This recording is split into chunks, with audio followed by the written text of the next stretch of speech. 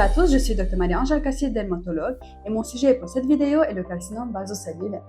Le carcinome basocellulaire présente trois formes cliniques. Un CBC superficiel, donc macule ou plaque érythémateuse plus ou moins squameuses.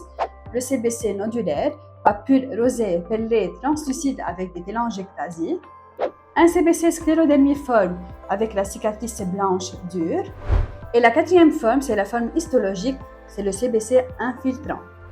Les facteurs de risque pour le carcinome basocellulaire, l'exposition aux ultraviolets, une exposition intermittente et intense, la radiothérapie, l'immunosuppression, le phototype clair, les facteurs génétiques comme le syndrome de Golin et autres.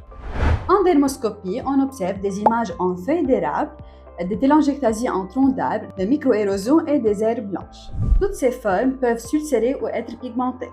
Dans la majorité des cas, les carcinomes basocellulaires doivent être traités par une exérèse chirurgicale pour éviter l'évolution locale, puis il y aura un suivi clinique annuel. Pas de bilan radiologique initial ni pour le suivi. Mais s'il y a un CBC envahissant, il faut faire des imageries comme IRM pour guider la chirurgie si le CBC est opérable. Les facteurs de mauvais pronostic pour un carcinome basocellulaire. 1. Localisation céphalique, les localisations à haut risque, donc le nez et les régions pério-orificielles.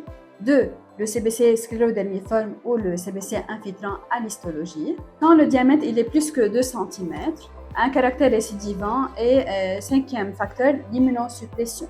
Le traitement pour le CBC, la chirurgie est le traitement de première intention. Donc, il y aura une reprise chirurgicale avec des marges latérales de sécurité. Pour la forme nodulaire ou superficielle, la marge est de 4 mm. Et pour la forme sclérodermiforme ou infiltrante, la marge est de 5 à 10 mm, donc jusqu'à 1 cm. Aussi, pour un CBC superficiel, on peut parfois traiter par de l'imicomode, donc l'Aldara, application 5 fois par semaine pour 6 semaines. Ou même parfois on peut utiliser le 5-fluorouracil, le FUDIX, ou la PDT, donc la photothérapie dynamique.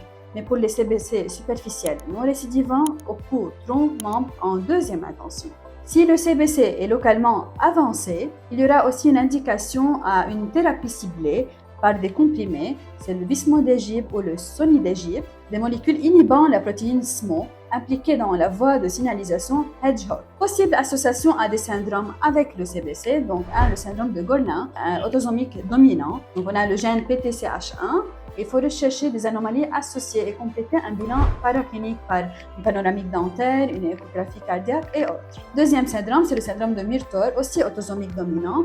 On a des lésions cutanées comme le carcinome basocellulaire, les adénomes, les carcinomes sébacés et même les kératoacanthomes, associés à des cancers comme le cancer colique.